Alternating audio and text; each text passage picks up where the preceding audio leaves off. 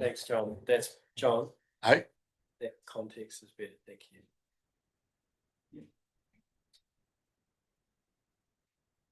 I won't read it verbatim. you right, Brian? Right. Okay. Yeah, I'll get a stand for this one. Oh, well, otherwise it won't see me. Okay, could I stage a cordial welcome to you all, members of the public, and of course council staff. We'll hear from you all at a later time. I welcome my fellow board and Steve and Michael. A very cordial welcome to you all, and we trust that we'll have a lively and informative debate.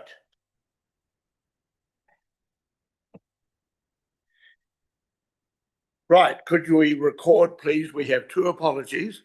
Board member Phil Freeman, who, as I understand, is only just returning from overseas, and Lydia, Councillor Lynn, unfortunately, has had to put off coming this afternoon. She's tied up with other matters. So somebody move that we accept those apologies, please. Thank you, John. Seconded, Sian. All in favour, please say aye. Against, carried. Move on. Identifications of any extraordinary business. Public transport. The minor residential units. And Use your microphone, John. Yeah, that's why I can't hear you. public transport, minor residential units. And minutes. What was your second one? The granny flats. Yeah. Granny flats. Oh, minor yes, right. residential units, the national environmental standards. Okay, anything further? Right, okay, we'll move on. Conflicts of interest. These damn things don't seem to be working right today either.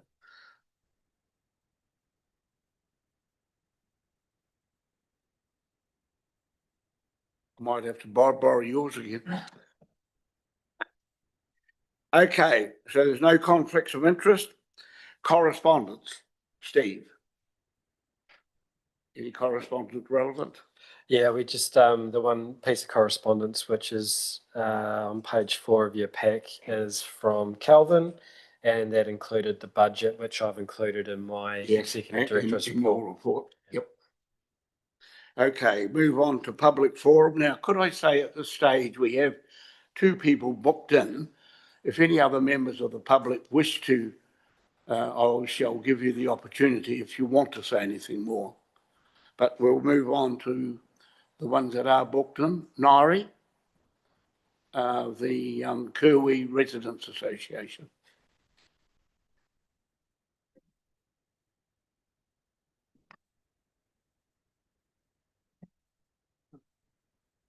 Can you hear me?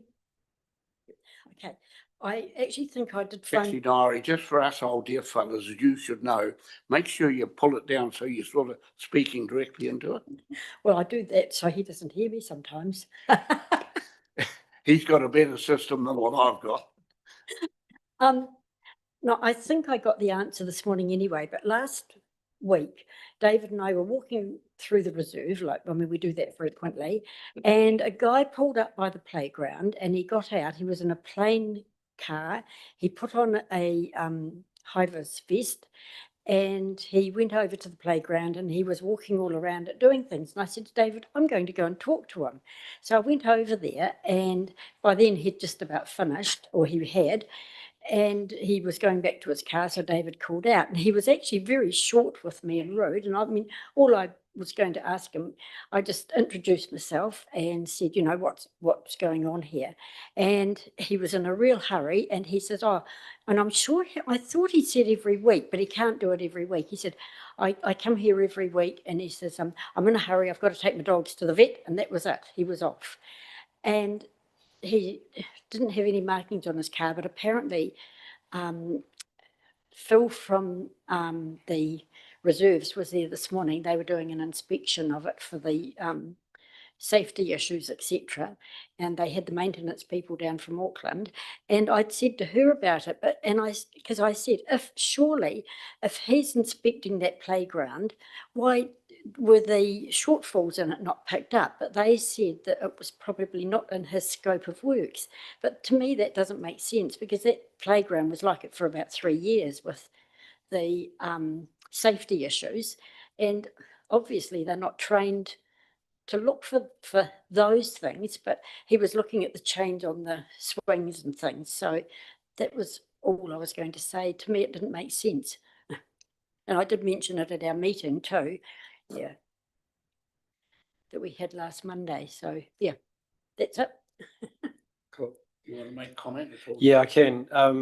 Look, I think the team have followed up with Nairi's concerns from last week.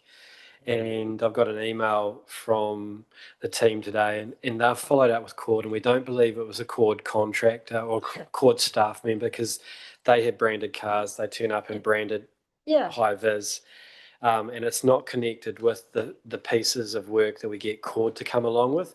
So we're still following up who that was. We do, and we will reiterate, and we will share this with our contractors, though, that we need to operate as public servants with a standard of behaviour, and we'll pass that on. So our apologies for that interaction.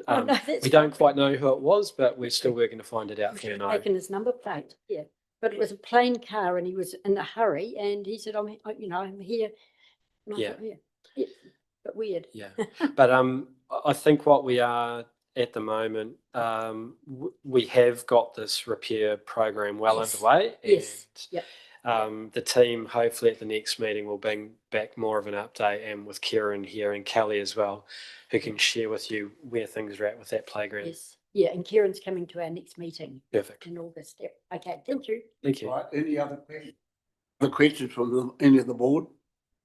Okay, thank you, Nairi. Thank you. Right, Alan Peacock.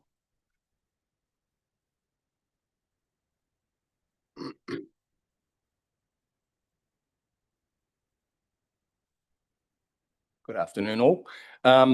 Just following up, some of you know that I put a petition into Parliament some months ago to have rates capped to the maximum rate of inflation in any 1 year. Having put a written submission in, I was also requested to attend a select committee meeting. I was unable to do so because I was out of the country, but was able to attend by Zoom, and I was able to put forward case to have rates capped on a basis that the rate payers are really, really suffering, and we are unable to influence council because, frankly, the council isn't being very democratic. And when 86% of the population who put a submission in are against something, one would expect a better outcome for what the ratepayers want. I didn't realise that Local Government New Zealand would be at the same on the same Zoom or same meeting, and they were actually pretty good. And their main feedback, or what I got of it, they were interested in the revenue side of things. Now, it shouldn't be coming just from the ratepayers, and it shouldn't be coming from a pitifully small amount of development contributions, and government need to work better with local bodies to put more money into the system so the local bodies aren't suffering. And be it giving some of the GST back, I don't know. I don't know what the solution is, but I do know that we shouldn't be having ratepayers looking to sell their houses because they can't afford the rates and insurance bills to live in the Selwyn district. Further to that, this morning I popped into work and there was an email from the New Zealand Taxpayers Union, Federation, whatever they call themselves, telling me that they were doing a petition about capping rates, which was, and they've got 15,000 signatures or so. And I emailed back to the effect that, well, hang on, we told you that this other one was going through Parliament some months ago, and to get their act together. So that's all I can report so far, but I really do urge the ratepayers of the district, if you're not happy with the amount of rates you're paying, if you don't think it's being fair, to stand up and be counted at this next election. Thank you. Any questions? Calvin? Yeah, thank you, Alan, for putting forward that petition to government. And thank you for bringing it to this forum for us, because it's really good to be up to date with what the community think and what the community want to happen. Yeah. And it's really interesting to hear that we've got active community members that are bringing it forward. And it's great that you've, again, like I say, that you brought it to our public meeting. I haven't really got a question. I'm just thanking you for bringing it forward. Yeah. And we're listening.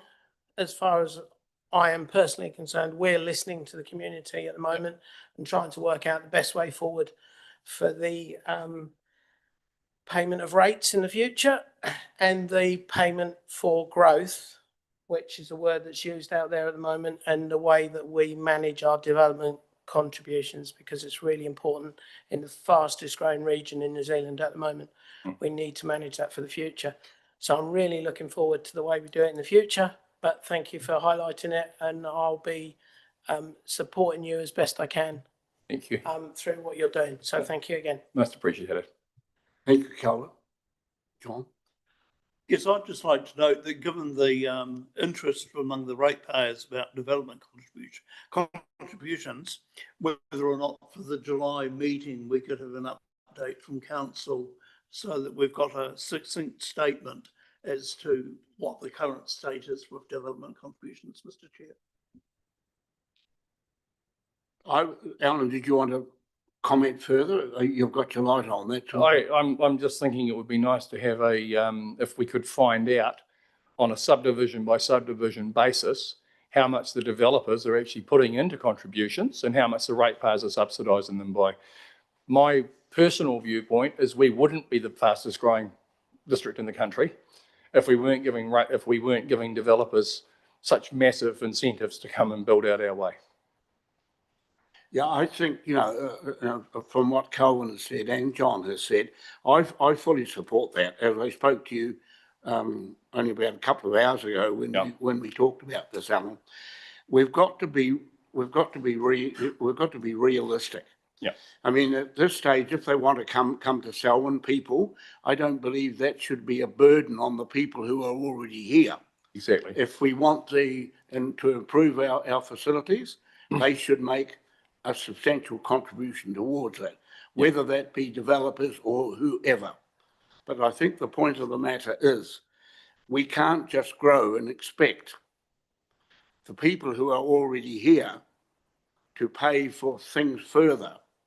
And so I think it's a very valid point, and certainly you have my support as well on what we're doing. So, and I agree with my fellow board members that it's really up to us.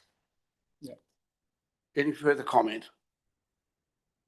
Alan, you want to make any further comment? No, sir, I'm happy. Carry on. Right, because there were too many people. If you get out there and talk to them, Just put your sorry, Alan. If you get out there and talk to the people at the grassroots, there are too many people who are selling up and having to downgrade their living standards, and they shouldn't have to do so just to meet the rates and people I'm talking to saying it's a rates and insurance bill. So it's not just the council. We got a damn good council, don't get me wrong, but it's not just, and we got some really dedicated staff. I'm not having a go at them, but we need to be more democratic in the way we do it. And at the end of the day, those people making decisions need to get out there and talk to people at grassroots level and ask them how they're suffering, because they are suffering. You know, we got some friends who've they went from an $800,000 property near brand new. They're now living in a $420,000 property. And a part of the cost of that was to lower their rates bill and lower their insurance bill. And they've stayed in the district, which I'm really pleased with. But, you know, you shouldn't have to do that. You shouldn't work all your life, and slave away to get yourself to a good standard of living and then find you're being penalised so heavily to meet basic costs. And it's not, and look, honestly, the cost of living is involved, and it goes further than that, but rates is something we can tackle, and there is no reason council shouldn't be on the same footing as everyone else in the country as working within the rate of inflation. Okay, thank you for those comments. Okay, if there's nobody else wishes to address us at any stage, right, we'll move on. The confirmation of the minutes. They have been circulated. Is somebody prepared to move them? John, seconded Kelvin. They're open for discussion. Can we go through those and if there are any additions or alterations?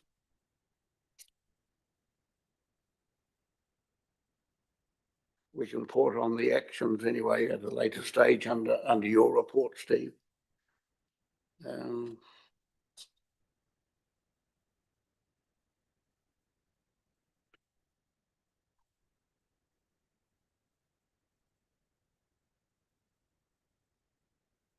Okay, as far as I'm concerned, I'm prepared to put the motion. All in favour, please say aye. Against, carried. Thank you.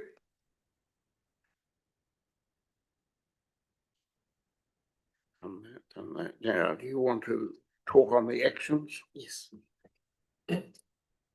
I'll get Steve to make comment on the actions that have been brought to our attention. Thanks, Mr. Chair. The first item was the uneven surface on Anzac Lane. Have we got any spare copies of minutes? I mean, of agendas? Do people, by Paul, just perhaps of anybody, so people can follow it, that's all.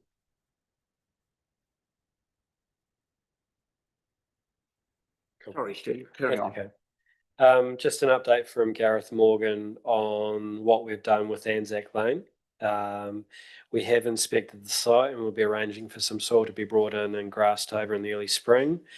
That'll help smooth out that issue which was raised as a health and safety concern. So hopefully that's dealt with it. That's okay. Denise Kidd's provided an update on the level of service from the Heartlands funding, which is attached as an appendices to my report. And Kieran Wall has provided an update on the Kauai Pass area around the plantings. And this is a piece of work that is ongoing. There are meetings that have been held recently, and there's to be further meetings in the near future, which will start to land on what this approach looks like. But happy to take any questions on that summary, Mr. Chair. Okay, on the sister cities, Colin, you might wish to comment under your report on some of those things, or make any just bring it.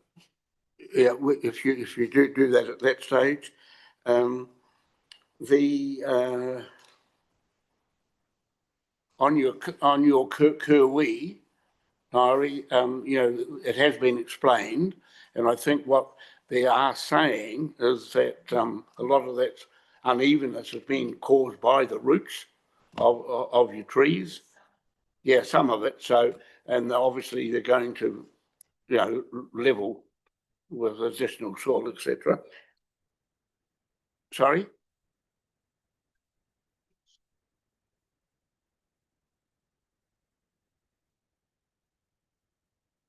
Yeah, of course you've got the unfortunate thing there where it's not a sealed driveway or anything like that. It's just a walkway, but probably being just a walkway is not the right term either. Right. Any other comments, Sian?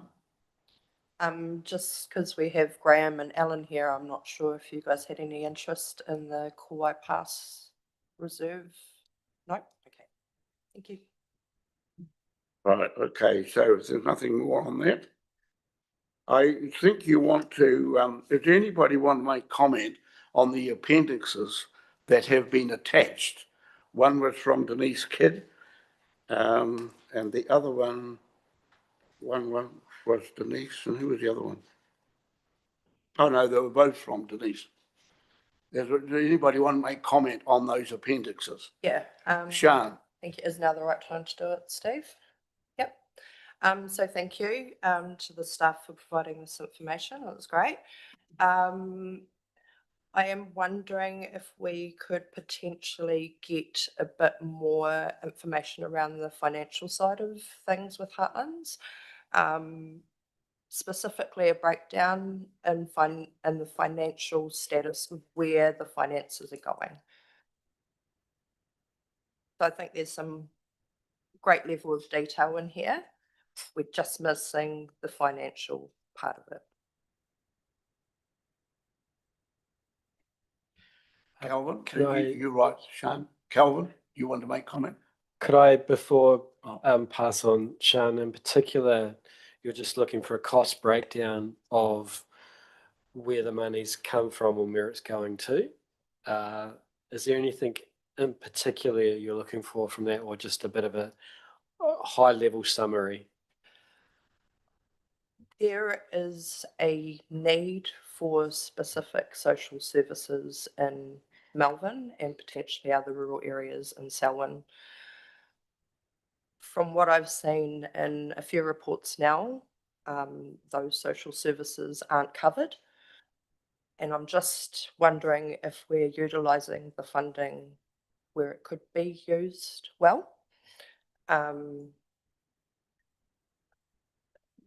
don't see a lot of evidence of funds being allocated to social services outside of government services. I see a lot of the resources being put into Rolleston, which I don't believe is rural or an isolated area.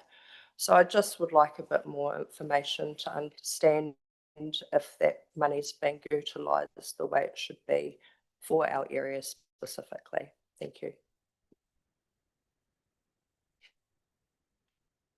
Yeah, Calvin.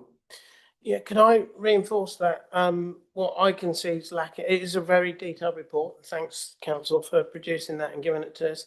But this is actually a nationwide fund that councils apply to for providing social services within rural areas. So I think it'd be really important if we could get how much a year we've applied for, how much a year we've received, for maybe the last 2 as a minimum, maybe the last 3 would be awesome. So we can see what sort of funding we're able to apply for. Maybe we could make it so we could apply for more and make more effective use of it. But I'll also back Sean up in that we need to see a breakdown of that funding. So what is the number and how is it broken down? How is it being spent? Maybe it's being spent, looks like it's being spent in Rolleston, but that's because that's where the support services are. So it may be that those services are actually being utilised out in the rural areas. So that's fine. That's really good. That's effective use. But from the report that's been produced, there's no numbers. And it'd be really good to see those in detail so we can actually make sure that we're making effective and efficient use of those funds that we are receiving. And we can see where they're going, and they're getting to the right people, which is what's really important about social services. It's not about the amount of money, it's about that it's going to the right people at the right time. So thanks, Steve. If we could do that, that'd be great. Sean? Yeah, sorry. And just into addition to that, there is a demographic that seems to be missing from receiving support, especially out here, and that would be the youth. So that's my main concern at the moment. Thank you. All right, anything further? As I say, if you're happy, Calvin, we'll leave that you bet so thing in the report from that. Can you bring that up under your board report? You're happy with that? All right, okay. Move on to Executive Director's report. Steve, thank you. Thanks. So team, just a shorter report from me, word volume this week, but I've got a couple of gentlemen who are going to give you a bit of a rundown on the amount of road maintenance effort that's gone into the Malvern area over the last 6 or 7 weeks since the flood event. So Steve, do you want to pop up and introduce yourself? And Steve's going to pass around a bit of a handout that he's going to talk to, which has a number of numbers. And it'll give you a bit of the context for the amount of work that's gone in. But I think pleasingly what you'll hear today is that the team aren't just building back like for like, that where they can see opportunity for improving, they're taking that. So Steve, I'll pass over to you and you can do the intros, and I'll leave you with the floor.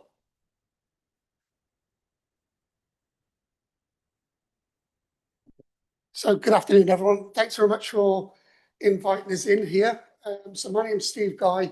I'm the new road maintenance manager in the Malvern District Council. Calvin knows me. I used to be at Christchurch City Council for a number of years as their road maintenance manager. But of course, I live in Wollaston, so now my commute is about averages 2 minutes, 31 seconds. So you can't beat that. So what I've done is I've brought along with me today Al Miro. So Al Miro works for HEB. He's our road maintenance contract manager. So there's going to be a number of things that I've just talked through today, real high level stuff, but I was aware that you would ask some questions about the weather related events and what's happening. Everything I talked through here today, I'll give you an electronic copy so you can have copies of all of the stuff anyway. So there's just a couple of pages, but the first one on the first page, what I wanted to show you was just outside the weather event. These are the proposed resurfacing sites, the road resurfacing sites for next season. So that's what you're going to see from October through till the end of March. And you notice, as before you were talking about it, they're all over the network. But a lot of these are actually in and around your Malvern ward. So the next page then, as you turn over, it's our proposed pavement rehabilitation sites. So they're the areas where the roads are really weak and we need to put a lot of strength into the road. So these are limited because we don't have a significant budget to be able to target these, but they're the roads. And as I said, I'll be able to show this through you on an electronic format. Yeah, exactly. You can't zoom in. Now, the next one is you see the red 96. We had, when the weather event started, we'd already been working with HEB and we had a weather event tracker. So what it was we worked with Civil Defence and all of this stuff was live on the Civil Defence website. So we have an app that all of our teams are used to go and do. They go out on the ground, they take a photograph, it links to a GPS location, they can add a few notes in, so it's pretty much live what's happening on the ground. So you notice on the 30th of April when this all started, it started in the Malvern Hills and the Port Hills. And over those pages, what you can see is how it increases over those number of days. But it started off with surface flooding resulting to asset damage. Now, in your neck of the woods particularly, we saw a lot of scouring because you've got all the hills. So the speed of the flow of the water coming down was scouring a number of roads out. It was also picking up a pace so the water wouldn't go through some culverts. Now, as you can see, if you look through those pages, it gets on from, well, we had our first initial events on there. You're looking at 96 jobs. It ended over 1.2 million jobs when we got to the end of it. Oh, sorry, 1,200 jobs. So when we look on there, also, you know, you think about the cost of all this lot. So we had it broken down. And onto the next page, as you go from there, you can see that for the Malvern area, we've got about $1.63 million worth of work that needs to happen in the Malvern area. And obviously, we're in winter now. So all we can do in sealed roads are patch the roads up and try them, hold them to the next construction season. Only then, when the roads are dried out, can we do a lot of the permanent repairs. What we have done, though, is we've done just over $1 million worth of work in May across all of these weather event sites across the whole of Selborne. And in your neck of the woods particularly, what HEB have been doing is where some of the culverts we considered to be undersized, we've upsized those culverts. So we've gone for bigger culverts.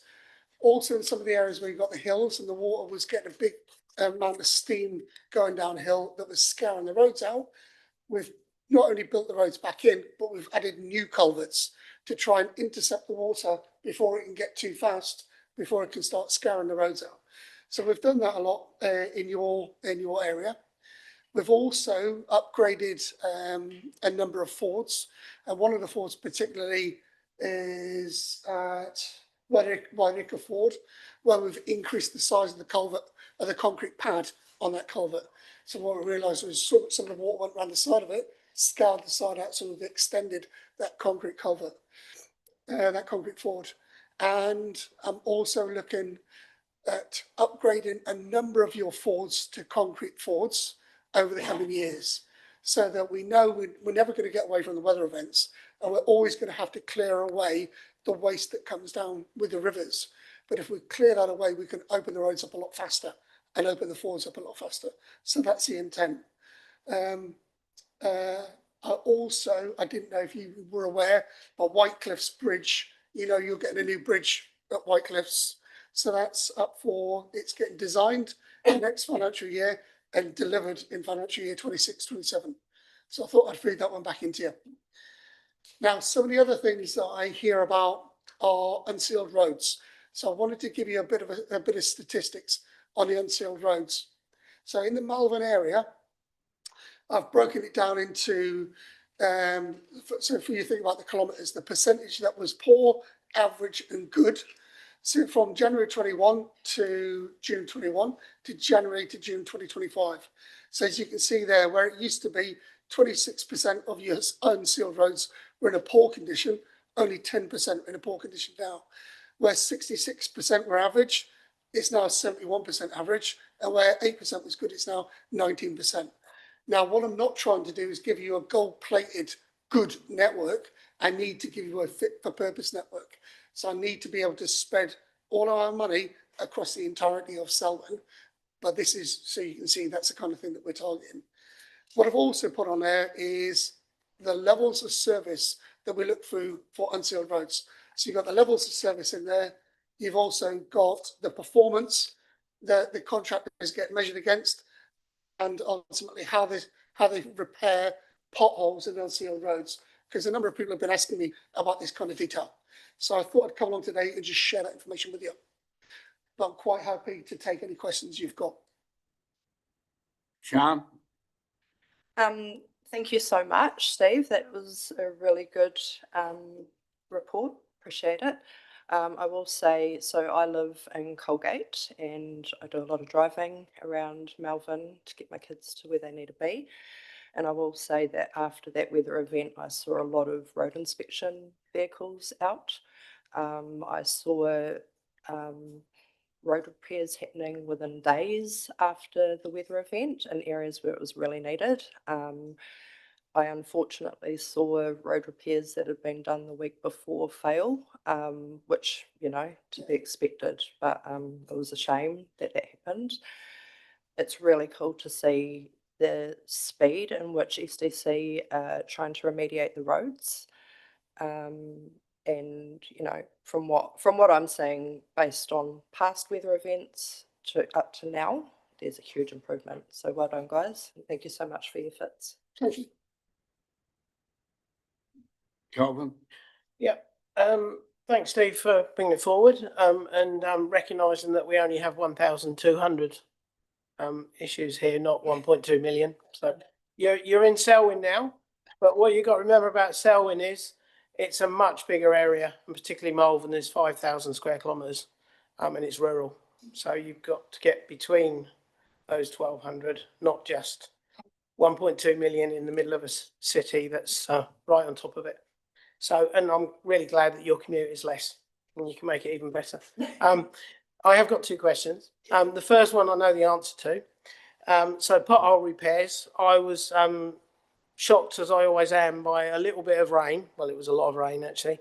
Just opened up every single pothole again. Just bam, like overnight, they're all back. And they're worse and they're bigger and they're in the same place. And I understand you can't do them. But I just want to confirm that the best way of getting that information back to council is snap, send, sold? Yeah, definitely is. Yeah. So some of the other things we're doing on there, you're going to see some comms come out from council over the coming weeks. But some of the other things that we're doing with the pothole repairs, and it's a real challenge now because the ground is still saturated, and now that we're getting colder temperatures, as soon as you get ice forming in the roads just blow apart. So you may have seen that immediately after the weather events, when the roads were dry enough, not only did we repair the potholes, we're putting big square patches over the top. Did you see any of those? Okay, so what we've got is they're called BRPs, they're road patches, but they're chip seal road patches that get glued onto the road. So when you fix a pothole, the pothole is only ever a temporary repair, and it's only just to make it safe to drive over the top. What we then put over the top of a number of them in a lot of places, where they're at risk of high stress turn-in or lots of heavy vehicles. We put these road patches over the top of them to glue them down, because it's not the pothole that fails, it's the area the pothole's been put into that fails and crumbles, and then the pothole pops back out. So we gave it the best opportunity to lock back together. Yeah, that's great, because I had seen some sheet materials going down and I wondered what the heck we were doing with band-aids. But obviously it's really technical and it's a really good way of dealing with it, and we should be using that technology. I did see a pothole coming back from Lincoln yesterday, because I work at Lincoln University as well. And a kind member of the public had put a cone in the middle of the pothole because it looked really deep. Should have stopped and I should have done snap send solve, but I was going to another meeting. So it's really good. What we need to do is make sure the public are aware that snap send solve, it does work. I've done it on stop signs and flashing lights and stuff, and it works really quickly if it's an important safety issue. And potholes is one, because it will take cars out and cause accidents. So thank you. Just so you're aware, snap send solve is the fastest way of getting a job direct to the contractors. Yeah. And does that happen outside normal working hours as well? Yeah, yeah, So 24 hours a day. weekends. 7 days a week, 24 hours. Yeah, no, mentioning the one yesterday. So my other question was on unsealed roads. Have you a program where you're looking at certain roads with the potential of sealing them? Or is that just you're just trying to maintain what we've got? Yeah, my job is only to maintain what we've got. I think when it comes to trying to seal unsealed roads, business cases have to get taken to council and they get funded as projects. So all I get funding to do is maintain what's existing, but I have a bit of discretion in, as we're looking at your culverts, to upgrade things as we go along.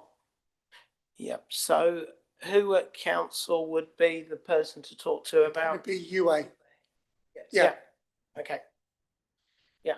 So we'll ask formally I'll ask formally for that, for a report on particularly the ones in Malvern, because there is a lot at the end of Bruce's Road and my road. There's one that we use quite a lot, a bit too much actually. So we do need to look at that, but I'll ask formally for that. Thank you. Yeah, that's my own. Any other questions of Steve? I've got one more thing just to raise as well. Thank you. So one of the key things I'm looking to try and do, anything about in terms of surfacing, is to get in and out of some of your built up areas, some of your areas, so that the residents and ratepayers only see us once. So Glen Tunnel is probably a good case in point. So Glen Tunnel, when you look at the resurfacing map on here and you're able to zoom in, but not with your fingers, you'll see that in the coming season, the whole of Glen Tunnel is getting resurfaced. But not only is the whole of Glen Tunnel being resurfaced, we're doing a trial on a new product that's new to New Zealand, so we'll be the first people doing it. It's been used in Australia, been used in Europe, but a lot of the old road tyres in New Zealand get shredded on the North Island and shipped across to Australia and get put into roads. So we're doing a trial on the way in Glenton all the way down to is it the golf course? Down the camping grounds? Yeah, down the camping grounds, where we're gonna put a rubber road surface on that road. So the whole point of it is NZTA looking at it, lots of WSP, lots of people are looking at it, but we're going to be the first people to put a rubber road surface down. So it's going to be a trial, and if it doesn't work, the contractors will just put a normal chip seal over the top. But the whole point is we're then using recycled materials. We can use less virgin fills, and it will be quieter with the same skid resistancy. So if it works, we'll do a lot more of them in built up areas. Just of interest, we've just had a ramp built at our place.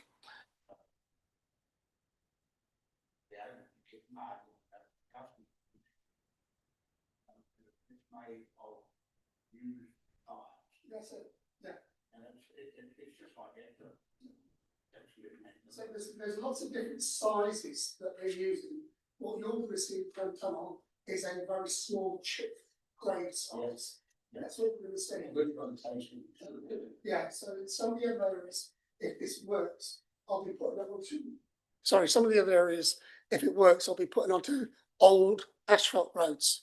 So you think some of the old asphalt roads, when they get to about 10 to 15 years old, should have a waterproofing treatment on the top. Now, if we follow industry best practice, what we're supposed to be doing is putting chip seal on the top of those roads. But I know everybody hates putting chip seal on asphalt. So this is another opportunity to do something that's fit for purpose and doesn't break the bank. So the work that's going to be done in Glen Tunnel is just that road that goes from 77 down to the domain? And every single road in Glen Tunnel is Oh. getting resurfaced Okay. because it's beyond the age. Not only are we resurfacing those roads, but we're also going to be treating the footpaths, because you'll see there's a lot of lichen on all the footpaths. When it gets wet, it can get slippery. So while we're there, we target all those. So Glen Tunnel will be done, and you won't need to see us for hopefully many years. If this works, is this an option for the Waimak Gorge Bridge? I'm going to keep an eye on that one, but it's on my radar. I'm pushing back with our project team who delivered it to manage that job. So That's what I wanted to hear. Thank you. Well, again, thank you, Steve, for the information. It's just great that we're getting this information given us to us, and I do thank you. thanks very much. If you do have any questions that you don't think of today, by all means, email them through, and I'll try and provide some answers with all this. So what we'll do is we'll make a copy of Steve's update available through BIFOL, and we'll send it out to the community board. And also just want to acknowledge here and the work you guys do, getting out when it's raining and it's cold, and doing all the hard mahi. So thanks very much, Alan, and your team. Thank you. So the next part of my report deals with an update on the Malvern Public Art update. And so I've got Matt Logan here from the Arts, Culture and Lifelong Learning team, who's just going to give a quick update to the section of my report. Over to you, Matt. Kia ora koutou. Thanks for having me.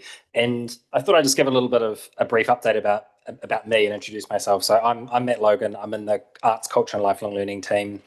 I'm the Culture, Content and Learning Manager, lots of titles.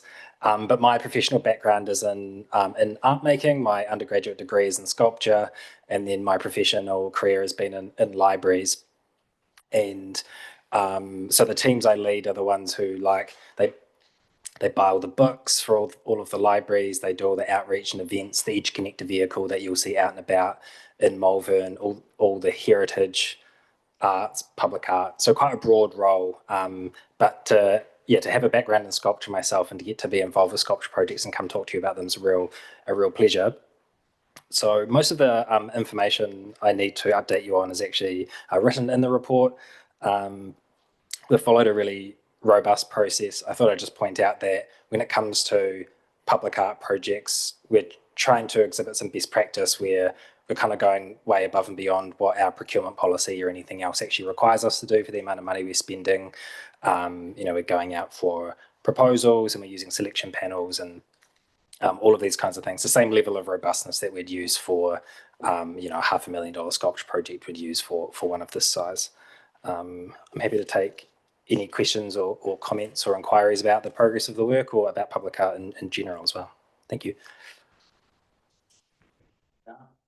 I guess there will be a question from ratepayers given issues or concerns around rates. What is the cost of this project out of interest? In the original council decision was back in December 2021 for allocating $25,000 toward the procurement of an artwork for Malvern, but also for one for Ellesmere, and the big public town centre artwork in Rolleston was already underway, and Lincoln had a different project where they're rotating sculpture. So council at that time in 2021 made a kind of a sweeping decision about public art across the district at the time, allocating $25,000.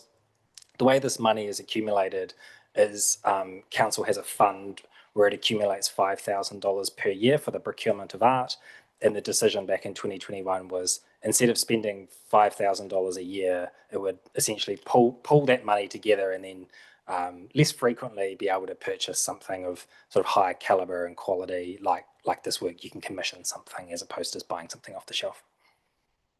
Thank you. So the funding for this project has come out of that. It's already there, and it's been Yeah. accumulating for several years. Right. Thank you. Calvin? So could I just clarify, that's 25,000 for this, for procuring it and actually Building. installing it? Yeah. So that's the overall cost for the whole project from start to finish? Yeah, we think there will be like an artist fee in addition to that, but that is the like the build cost of the work. Okay, thank you. And it's designed to have a 20-year lifespan. That's the goal of the material. So yeah. Any further questions? Well, Matt, again, thank you for the time and the effort that you're putting into things. It's just interesting. Art is something that, going back a few years, we didn't really have art, to be fair. Oh. And I think the thing is now it's important that we do have it. But the important thing is too, that we spend the money on the right art. You know, it's just amazing that some of the art that you see, you just wonder what it actually represents. And the other thing, it's rather appalling that a lot of people don't appreciate art. And this is obvious with the sculpture in Christchurch that's just been taken, 2.2 tons of bronze. You know, why would anybody want to pick it up and take it away? It's got to be a professional. It's got to be a professional person who's going to get rid of it anyway. I think one of the things we're trying to do with public art is just ensure that it's like relevant and responding to the local area as opposed to just buying it off the shelf. Like if you're going to spend Correct. the money, you might as well get something that's specially made for the site. Like this work is obviously thinking about rivers and water and making use of the local brickworks and making reference to those. So you have something which is really specifically thinking about Darfield as opposed to something off the shelf. And that's our goal for public art moving forward in the district. But I think it's really, I had the privilege of going through the new courts the other day, being a JP. We had a complete tour through it. And the art that is incorporated in there is absolutely magnificent. But the only thing is, the only time you'll see it is when you're sitting in the court, perhaps, with the judge sitting in front of you. But it absolutely amazed me, the amount of art that is there and the meaning of the art. But on behalf of the board, very many thanks, Matt. Thank you. Thank you. So to the last part of my report, which is just dealing with the attachment, which is the budget.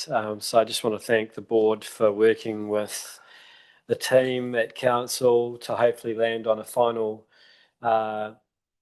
budget position. It sees a couple of changes that council have made in terms of the support charge, and certainly appreciated the feedback that you've given me and the team over the previous 3 to 4 months. You can go out that door if you wish to. I think what we'd note is that I know you've been looking to try and have a 0 point starting position, which means that we're not drawing down on the reserve, and you've been really clear with me around the want to retain that reserve for future boards to use rather than just using it to offset the rates. And I think we've been able to accommodate that with the change in the support charge.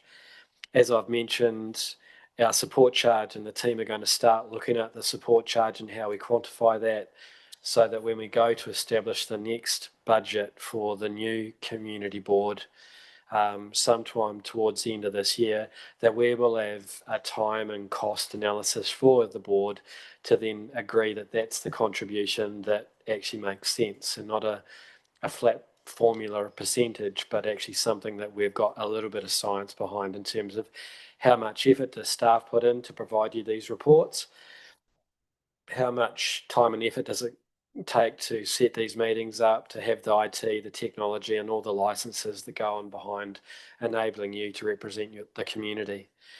But anyway, I'm comfortable that we've landed on a reasonably solid ground, and this is, as we've noted previously, a transition budget. It gets us through this tricky year where we've had 3 months with West Melton members in, and then potentially 9 months with them out. We're starting with them out, so we don't have to change the rates strike. We're keeping that the same for the community. So yeah, overall, thank you for all the hard work you put in. This budget will be reflected in, and happy to take any questions if there are any from the board on this. Is there any further comments on it, Kelvin? Yeah, I'd just like to say thank you to council for looking at it practically and in a positive way so that we can try and achieve our objectives as a board, which was to try and, as you said, leave it as a zero budget. So we're not, and we're leaving that reserve for the future board to be able to decide the most effective way of spending funds. We did also look at the possibilities of maybe allocating some of that reserve for some spending within the community. But my view is, and I believe the board backs me up, is that we shouldn't actually go spending a load of money now because we've only got 3 more meetings left, actually, and we should leave it to the future board. So thank you again to the council for allowing us to meet those objectives in a very turbulent year from the point of local government commission changing things that nobody was expecting. And I think as council and board, we've been able to accommodate those and keep that budget on a good footing, ready for the future board and the future area of Malvern, which is different. And hopefully for the future community boards in the rest of Malvern, in the rest of Selwyn, which is one of the things the local government commission recommended as well. Yeah, thank you. Thank you. Any other comments from the board? What I will at this stage, sorry, John, first. I'd just like to acknowledge on record the willingness of council to work with the board and achieve a very satisfactory outcome. Thank you.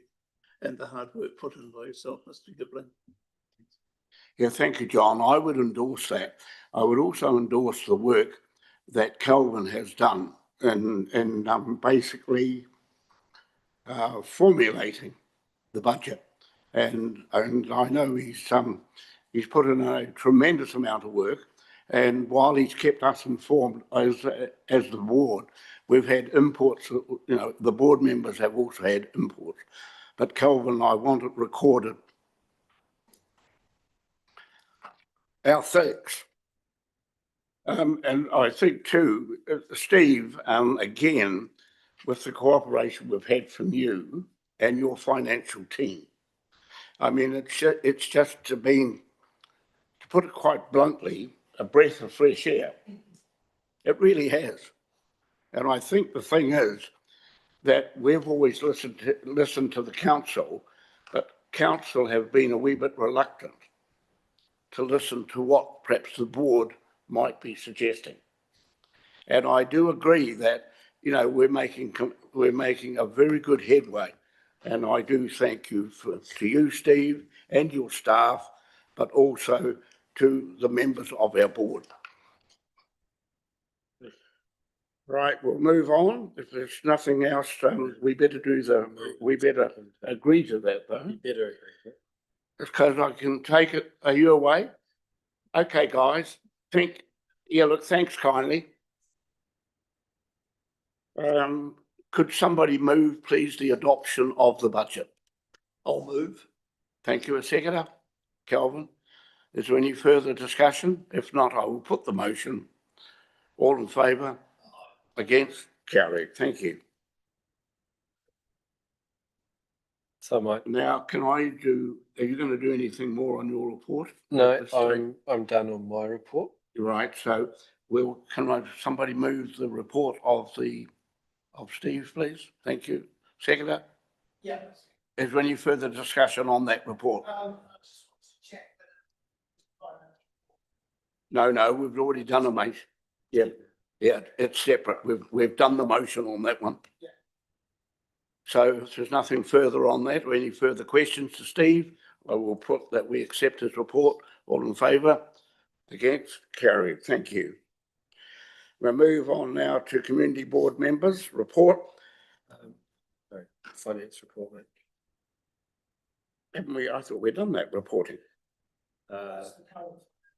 Yeah. Oh, right. I beg your pardon. Yes. Just to keep that moving, here to take this report as read. Hopefully we've got the plain language plain.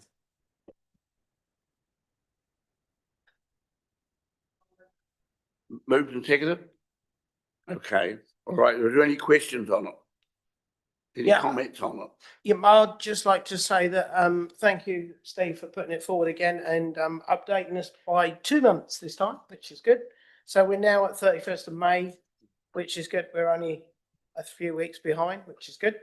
As that's really a big achievement because it allows us to forecast forward. And so I'm looking forward to the July meeting when we'll, fingers crossed, have nearly 100% June figures, which allows us to feed into this new budget correctly. So thanks again, Steve, for all the hard work from council to get this to this point. Thank you. I would be remiss. You want to make comment? To make one comment, if you would tolerate me, Mr. Chair. I know. Tell me what you're going to say. Oh no, I'll tell you now. No. I know that the finance team would encourage, if you haven't got your travel expenses or any other expenses in, get them in this week if you can. That'll help us concluding this year's budget and be able to bring back a close to final position for the July. And if you've got any issues, let me know. Sean. We can't put our travel expenses in for the month until next month. Cool. It's just there's probably a little bit of a backlog of some of those in district travel around the petrol. So it's just if you're sitting on anything, get anything from through to May through to us now. That'll help us get a really close to accurate final position for July for you. Otherwise, we'll probably have a final position in August for you. So, but couple. John. Could we email June, as we can't enter it into the system? The travel for June could be emailed. Look, I think I think if you can get your May through to May to us, and then towards the end, like maybe next week, just give us an indication of I'm sitting on about this much extra money. We can then bring that into probably here's the actual budget number, and we're aware that there's these many other things coming through the system. But as soon as we hit July, get them through, and then we have a really good chance of trying to give you a final position. Because that would be the one area that looks like it's the least close to budget. And if there's no other things, then you're actually sitting on a bit of a underspend. But if you're sitting on a pot of gold, we'd like to know early. Thanks. No, I think that's fair comment. As soon as it goes to governance, they immediately get in touch with me just to approve or disapprove. So no, as long as it relies really on you people yourself, just getting it in, and anything perhaps if there's some misunderstanding or something, that then gives us opportunity to get back to you. Move that financial matters. Conclude that now. Moved. Sean, seconded Kelvin. All in favour? Thank you, Carrie. Right, we'll move on to reports. I haven't really gotten a report, to be fair. It's not as though I'm not doing anything, but the point of the matter is that I don't believe in reporting on something that's perhaps not as useful as not. I think currently, though, the board is working extremely well. I'm very impressed with the way we are working. I've had, one thing I have had, though, is tremendous response from the community. Not only in phone calls, but people at meetings just saying to me just how well the board is functioning, how we are listening to the people. And that's what we've got to do. And that's who we rely on. And I think the way the board is functioning, I'm particularly pleased. We don't all agree, but that's part of democracy. So I do thank you, all the board, for the way you're cooperating and working together. We haven't got many months to go, but let's go out with a real fire, if you like, in our bellies and pass it on. I'll move just a verbal report. Thank you, Sian. Are there any questions on it? Okay, move on. Sian. Now, Sian has also given some papers out to the board members. So again, Thank you, Sian, Mr. Chair. the floor is yours. Thank you. I've tabled my report, so I don't take it as read. I won't read through it, but I will work through it. I think you guys have a copy. Thank you. So just to follow up on the rural water supplies issue that I raised in my last report. On the 28th of May, I attended the Selwyn District Council meeting with the chair to discuss my concerns in relation to specifically the Hartley's water supply, but also the Hororata water supply.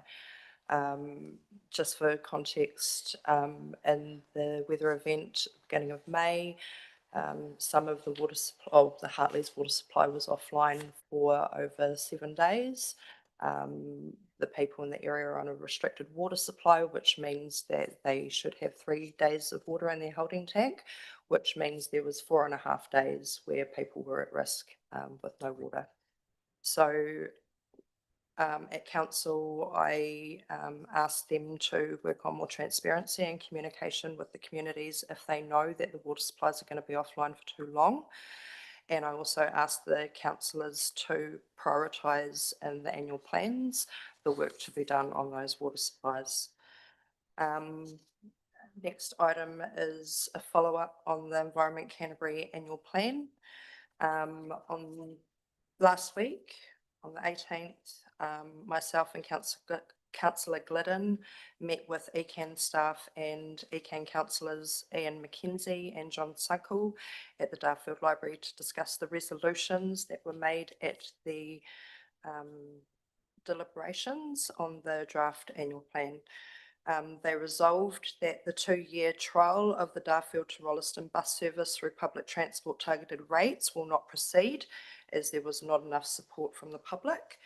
They've also decided that there will be an assist bus for the 86 route in the morning to ensure that the members of West Melton will no longer be left behind if the bus is too full.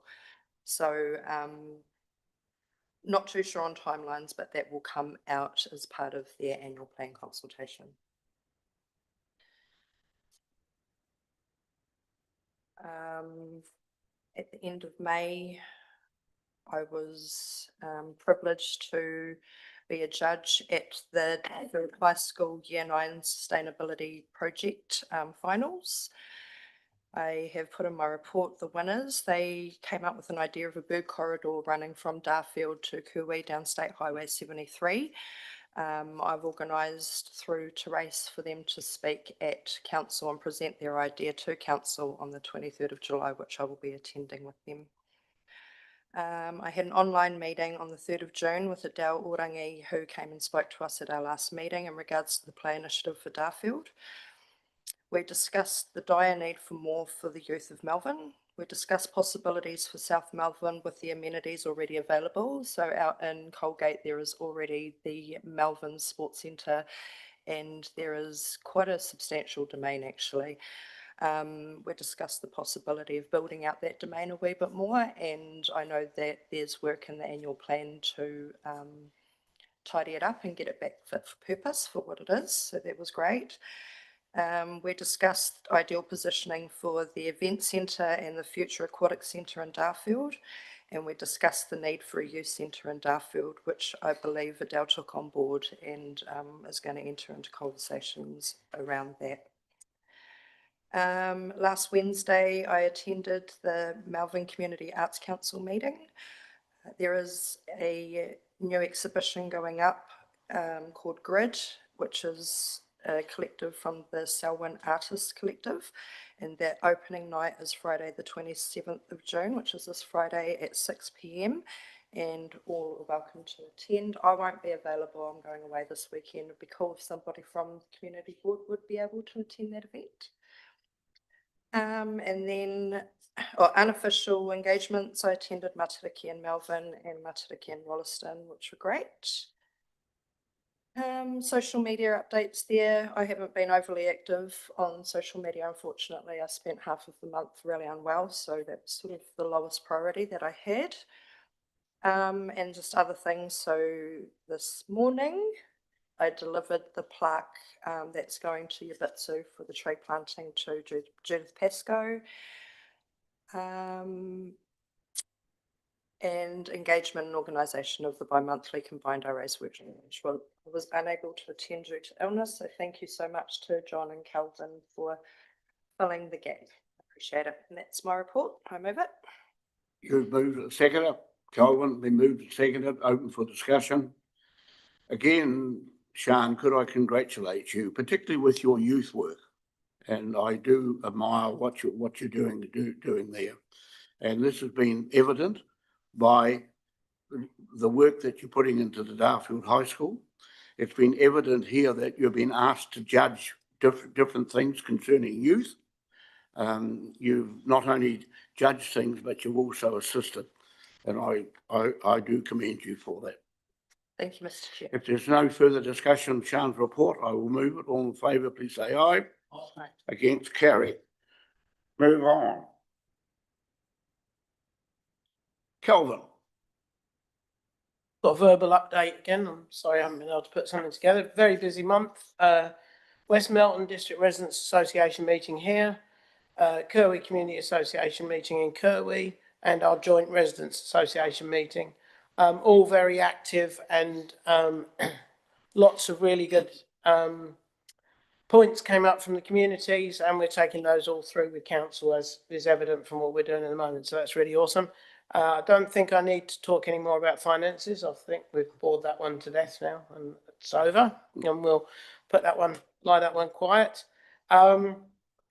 Sister Cities Committee is probably something I've been working a lot on in the last month. Sister Cities, the report, thank you to Steve for bringing the report forward to our meeting today, so it's now in the public arena.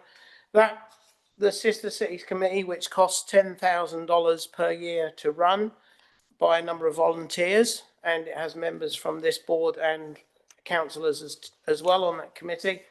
That committee supports international relationships with no other support from council really, but that committee is under review at the moment by council. Council have confirmed that they won't be making any decisions about the future of that committee until early next year, probably. That's what I'm hearing, which is a good thing because it means that the new council and the new community board can decide what happens.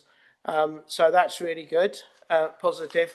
They've also been given the ability to continue with the arrangements and activities they'd already arranged, which includes the visit to Yabitsu on behalf of the community board. None of the members are able to travel this year, so previous members of the community board and also people that set up the Yabitsu arrangement 25 years ago this year are travelling. They leave on Wednesday morning, and I've spent a lot of time supporting them taking official gifts and also a plaque for a tree planting in Malvern Garden, which is going to be called in Yabitsu. And that Yabitsu agreement, just so everybody remembers, is an agreement between Malvern Community Board and the Yabitsu dignitaries. It's not an agreement with Selwyn District Council. So we appreciate, as Malvern Community Board, the support of the Sister Cities Committee and their members to allow us to support that friendship agreement that's happening again this year on the 25th anniversary. So we've been able to provide some, and I've managed very closely to keep within the $1,000 budget which we'd got allocated in our budget to provide official gifts and support the tree pluck, etc. going forward. And thank you to Sean for delivering that to Judith this morning. So they're all in place and they're off, and safe travels to them. And they're going to be updating us, I believe, on the 7th or 8th of July when they return, giving us a really good update from you, Bitsu.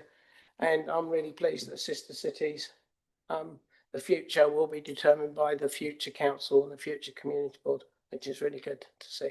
So that's my verbal report. You've moved it as a seconder. Oh, Sean, been moved and seconded. Again, Kelvin, I would just like to intimate on behalf of the board the work that you've put into this. Again, it's something that you've taken hold of, and I do congratulate you for doing it.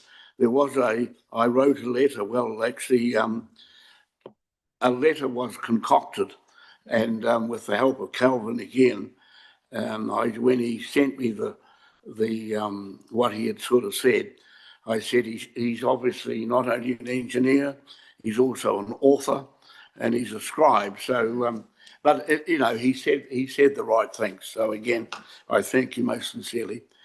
I'll move the report. All in favour, please say aye. Against, carried. Thank you. Right, John, your report. Mr. Chair, can I just make one point about the sister city relationship? That reading the information supplied by council, it seems as though they may not be quite clear that the Yuvitsu is with the community board. Yes, sir. So I was wondering whether that could be passed back to council for clarification. Yeah.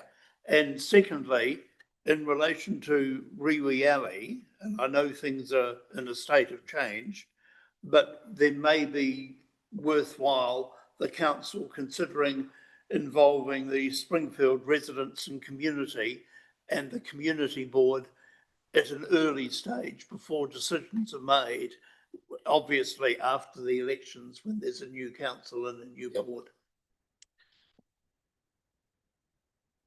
Right. Do you want to move that separately or just, no, we'll take it as your report, to be fair, John. But can we go on through your report now, or is that the only thing you want to discuss? That was the only thing I wanted to say. Okay, so the rest of it, the report is now open. Did you want to though just talk about Friday as part of your report? I mean Thursday as part of your report, or do you want to do that under special? Happy to do that.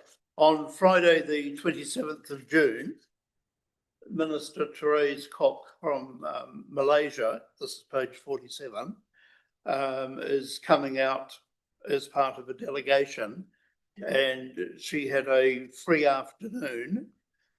So she was keen to come out and look at Selwyn and obviously meet some Malaysians that are living in the area and what have you. So after discussion with the Mayor's advisor, can't remember the official title, but it was agreed that the official reception would be held and the council would run the official reception at 3 p.m. and then at 4 p.m. the board would take over and have an official function, and obviously board members are invited to that. And there's probably about, at this stage, 7 to 10 Malaysians who have indicated that they would be interested in coming and talking with the minister. And that's at the whatever room at Selwyn headquarters. You want to make any comment? There's nothing to worry about. It's all been done. It's all been done. And Julie's organised the catering, as I understand. So at this stage, John, you and I will get together, but are we meeting her at Lincoln University now or not? I'm yet to hear back, but I will confirm on that. Okay, all right. Just for everybody's information, that Therese had the time because she's meeting at Christchurch with the official delegation, and after lunch she had the afternoon that she wanted to have a look. So suggested that, seeing as the official function starts at 3, that maybe could meet at Lincoln University and have a look at that first. But everybody's invited at the 4 p.m. So the other board members, you're going to make yourself available at 4? I'll be able to be there at 4. and then Sorry? Oh, yes, I'll be there. Well, I'll be there from 3, actually. Or can I not invite myself to that bit? That's not my decision. No, I think that, Yeah, yeah, I'll be there at the Malvern Community Board part. Yep. Can I just confirm who's funding that in terms of any well, refreshments? the council are Yeah. funding their part, and as I understand, we may be partly responsible for as far as the community board's concerned. Okay, But I'm not sure yet at this stage. This will be something we'll have to clarify, okay. because I'm conscious of our budget. Yeah, so am I. So yeah, and a last minute thing like that can really make a mess of things. So let's, be very careful with No, that. I Thank think you. it's something that will. Yeah, so I'll be there at the 4 o'clock. Yes, Yep. definitely. And Shani, you available? No, I'll be in Arrowtown for the weekend. I'm leaving on Thursday afternoon and coming back Monday morning, so Okay. I'll be out of town. So what we'll Three do, I'll engagements get in this touch weekend. with Phil, and also Lydia is aware of it now anyway, but if just to see whether Phil's available. Right, okay, so we'll put John's report. All in favour? Oh, hang on. Harry, thank you. Sorry? Can we ask questions about Yes, jobs? certainly. Cool. In relation to the granny flat stuff, were you going to discuss that as part of your report? Because there's been an email sent around saying that a submission will be done by the Malvern Community Board, but we've not quite discussed that as a group yet. Were you going to bring, just Mayor, but were you not going to discuss that in the identifications of extraordinary business? Yeah. Just that was in his report, that's why I'm raising that Yep. now. Okay. So I'll put John's report at this stage. All in favour, please say aye. Aye. Against, carried. John, so can we move on what you'd already identified us at the start of the meeting? Yep, so there are basically two things there. So at a national level, the coalition government's looking at revising the national environmental standards, and the two most relevant are the highly productive land and the minor residential dwellings, and consultation closes at the end of July on that, and then consultation or feedback in relation to the minor residential dwellings on the in relation to the Building Act closes this evening. So I was going to move a motion that the board makes a submission on behalf of the board in relation to the minor residential dwellings. And that information, as Sian said, has been circulated to the board and residents groups. As yet, have you had any response to that circulation? Yeah, it had about 3 or 4 people responded. Okay, that's fine. Is there any other questions of it? I guess I'm just mindful of this government submission that was made by council, and the people weren't very happy that that was done. I'm just mindful that we haven't even had a conversation about submitting on this consultation as a board until right now. That's all.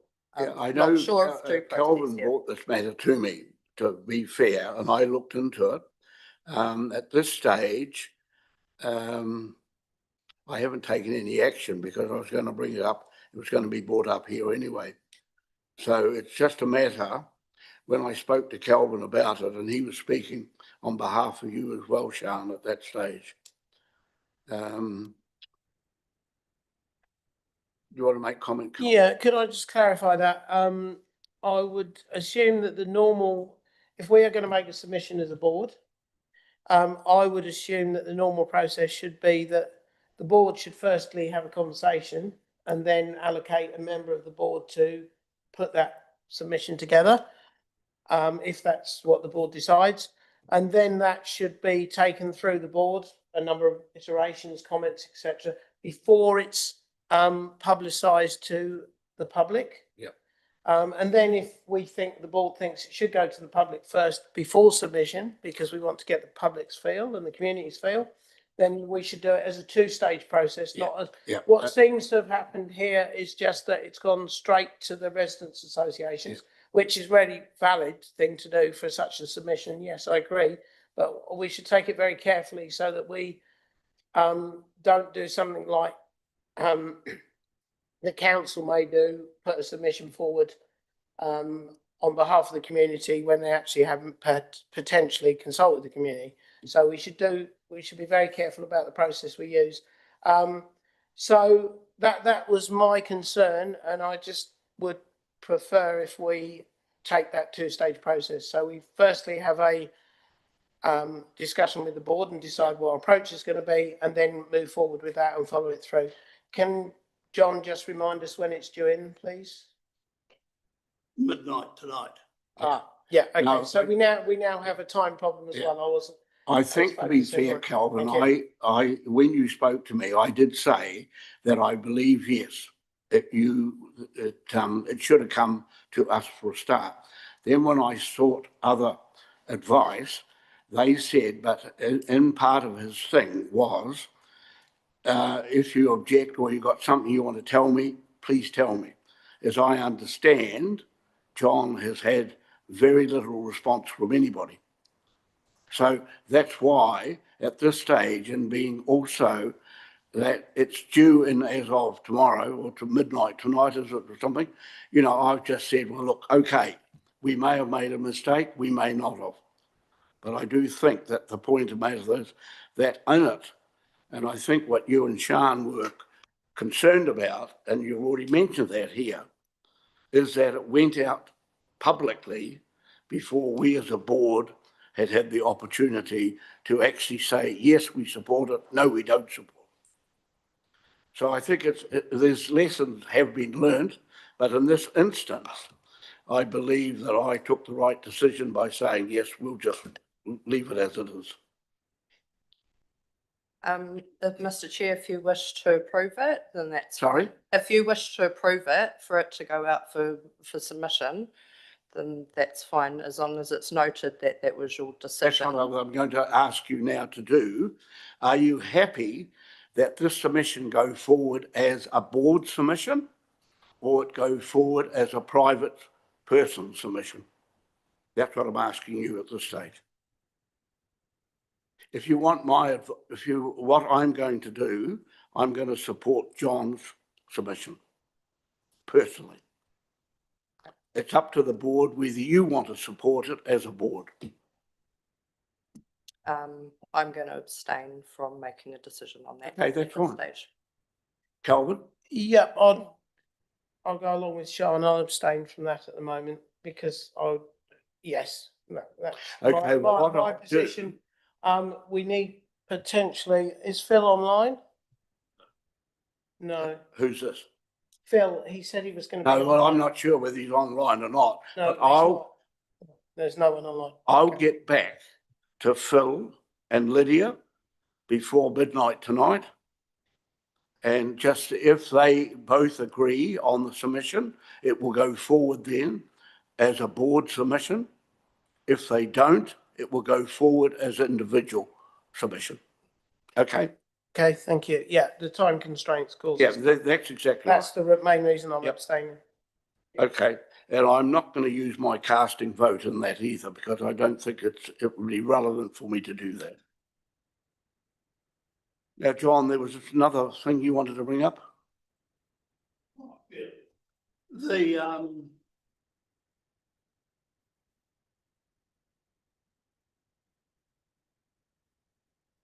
Kai Pass Domain Trust in Sheffield. Yep.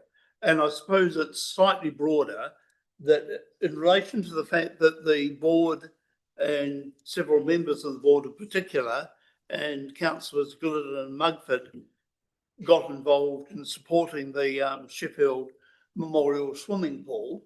And it just seems to me that a statement, no blame, there seems to have been a dearth of information coming back to the board to what I would think would have been nice to just keep the board informed of what's happening.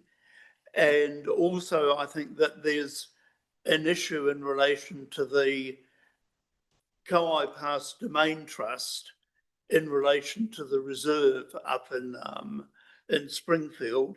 And again, I think what we're looking at is saying that we're making good progress, and as the chair said, the board has made good progress, and it's really now just a little bit of fine tuning on the collaboration and communication to keep everybody informed as to what's happening. Okay. So there's no, you don't want to take any action on that, you're just basically reporting. Okay, that's fine. Sorry, Jan? can I just ask for some clarification on the expectation in relation to the Sheffield pool, and some clarification on the Kauai Pass, domain pass or domain trust issues? I'm not quite sure what the problem is. Yeah. Well, I suppose that my understanding is that the board and several board members got involved in supporting the Sheffield community and others in retention of the pool. And we've had no official report back. I know there was a decision by council, and you were on the hearings committee that made that decision, but I'm unaware that there's been any further communication to the board. I know there's been discussions at the council chamber that certain requirements have to be met by the 30th of June, and I'm not asking for the details of those requirements, but I just had an assumption that it would come back to the board so it could go back to the community, and I'm unaware that there's been any information going back to the community as well as the board. It seems to have gone into a black hole. I personally haven't received any information. I think all the decisions that have been made would have been around the council table, which then should all be documented. And I've not had any feedback or any questions raised by anyone on the working group either. So I'm not sure what's going on either, unless we get an update from Councillor Glidden in regards to that, because that's now in SDC's hands as far as I'm concerned. So Sian, where do you want to take it from here? I mean, you're just reporting on this, John, from the meeting that you went to. Just from feedback from my community engagement. That's right, that's they right. asked me if I would raise the issue. It's not as though John's taking it over, but they've been in touch. So it's just a matter, Sian, obviously I would have thought that you were originally part of that, and it's gone to the stage where now council have made a decision that they will keep the pool open. What they have said now is that the best way is to put that into some form of trust. And as I understand, this community already has a trust, and that's what they're basically using in the interim. Am I correct in that assumption? Look, I think what we can do is I can get staff to come and bring a short update. I know that the Kauai board are looking and are receiving some legal advice about how they set themselves up to take on the operation of the facility. And so I think there is a bit of work still to go on. So there may not be a lot of overt progress being made at the moment because they're trying to get the T's and C's right. But I'll ask that James brings back a short update to the next board meeting so that we can use that to share that with the community. It's just making sure that everybody's kept in the circle. Yeah. That's what it amounts to. Okay, if there's nothing further, Sian, are you happy with that? Yeah, no, I'm happy with that. And just what was the concerns around the Kauai Pass domain? I don't quite understand that either. John, do you want to make a comment? Again, from my community engagement, there's just people express that there is involvement of the community when there's work to be done, like tree planting, but then other things happen where there may be, well, and it happens in everyday life, don't get me wrong, there's miscommunications, but some members of the community felt that there was going to be an on-site meeting and a discussion, and then the meeting happened, but there was no community input.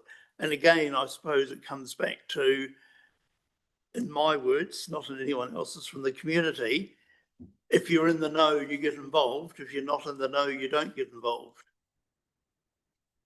Right. Sorry, I still Shall I? don't understand the context of the specifics of what this is in relation to. It can't be any more specific than that, Sian, that the Kauai pass domain trust and work on the reserve.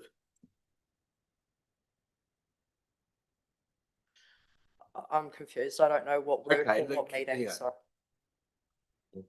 Look, I understand that, and this relates to one of the actions that was in the action list earlier, was around the future management of the domain and the reserve. And I know that there was a meeting with community members on site, and staff were talking with a number of people from the community. I think what John's identified is that there are other representatives in the community that weren't connected into that, but that was more just a fact-finding mission from the staff.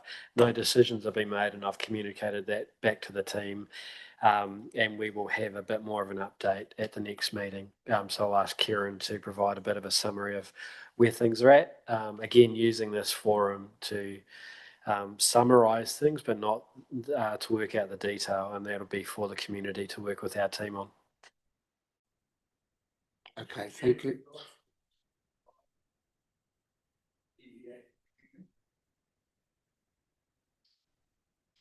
Sorry, I didn't. Graham. Graham wants to have a spinny yarn. He wants what? He wants to have a chat. What now? On this particular thing? No, look, no, fine, Graham. Yes, yes. Come up to the table. There we go. Thank you. Yep, right, carry on. There is a lot of confusion in our community about the Kauai Pass Trust, which to all intents and purposes is at a stage where it can put its hand up to say that they're going to administrate the Sheffield pool. And then we hear that it's still at the lawyer's hands. And I wonder what stage it's at. Can you have half a... It seems that the thing has been railroaded through to make the swimming pool work, but now the Kauai Pass Domain Trust is saying we want to clarify things, which I quite understand. So my question on behalf of the community is, where is it? Can you answer that? I can't answer it. I can't answer it now, but I think that's the question that we will bring an answer back to the next meeting, Graham. Could I just say at this stage, as chairman of the board, I've allowed Graham Dawson to make this submission to us. So, just to let the public know, Graham, that I've allowed you to speak at this particular time. Yeah, I appreciate it. And I don't want any confusion. And if Sian's got some questions, I'm more than happy to try and answer them. So I don't know if I'm still confused. So effectively, are you saying that you'd like more collaboration with the Kauai Domain Pass Trust? Very much. Okay. Have there been conversations between Springfield Group and the pass, or would you like some mediation? No, there's no communication between the two groups. A week ago today, we met Kieran Wall at our reserve. We had some questions that we wanted answers to, and he came out to that. on my own bat, I took the opportunity to invite the chairman of the Kauai Pass Domain Trust, knowing that there had been a bit of a split between the council and the domain going back over many, many years, and it's been quite toxic at times. I brought the chairman, he spoke, and Kieran, and they decided they were going to have a meeting. I think, this was a fortnight ago. Last week they had their meeting. We asked that they could, two of our township committee, residents association, could meet and join that conversation. The next thing we hear is that the meeting's been held and there was no invitation issued. And so the split doesn't seem to be wanting to be healed, and it's a community facility. Yeah. Could I just interrupt this at this stage? Because I don't think we've got enough information to debate it here currently. Right. What I've asked Steve to do is to do some homework on it and have the necessary people report to our next meeting. So we'll give everybody an opportunity to put their own points of view like ahead of us. So I'm going to conclude it now. To sum up very quickly, all the community of Springfield wants to do is to be included in what's happening in the Kauai Pass Domain. Thank you. Don't want to run it at all. Yeah, thank you. That's fine. Thanks, Graham. So If you're still here at the end of the meeting, I'd like to have a chat. Thank you. Sorry. Now, there's only one other matter, and there has been some questions asked of our meetings that we're having from time to time, and there has been some notes, etc., taken. They are purely notes. They are not. They are not minutes, because I won't accept minutes as far as motions, etc. They're purely information, and it just gives us an idea of what people are looking for and what we're discussing at interim meetings. So if there's nothing further at this stage, yes? Point of order. Calvin? Point of order, Mr. Chair. We've missed out Councillor Lydia Glidders. I beg your pardon. Thank you. I accept that. Yes, I'm sorry. Because I'd like. No, it's online and I've got it here. Yeah. It's just that Lydia she had an apology for not coming. So thank you. I don't need the point of order. I need a reminder.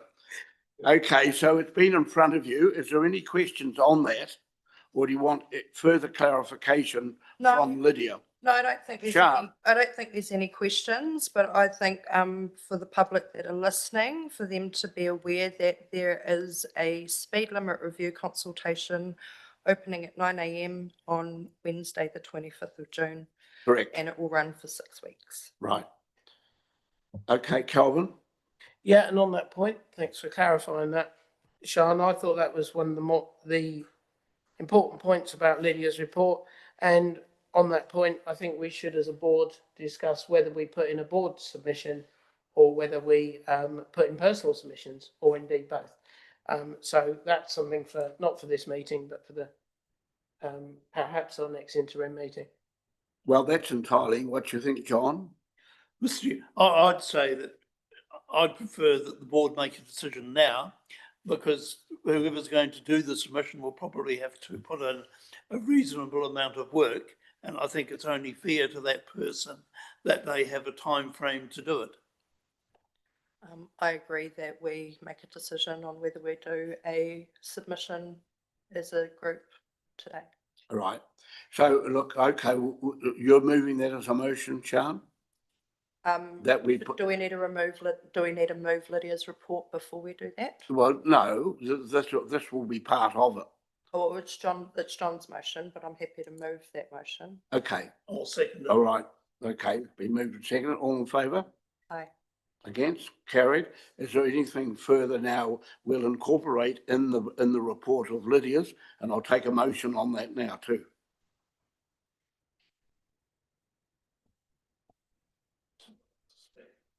No, but the point is that we've got two different things here now. we're going to do a submission on behalf of the board. That's part of it. So that's totally different to what the report is. We're actually now going to accept the report along with the submission. So that's the motion I'm asking for. I'll second. Thank you. Been moved and seconded. All in favour? Aye. Thank you. Right, is there anything further? I'm about to close the meeting. No, Can we have a brief discussion after this meeting? oh, that's fine. That's not About part of the who's meeting. in this session? That's not Thank part you. of the meeting. Okay. Is there no further matters relevant to the meeting?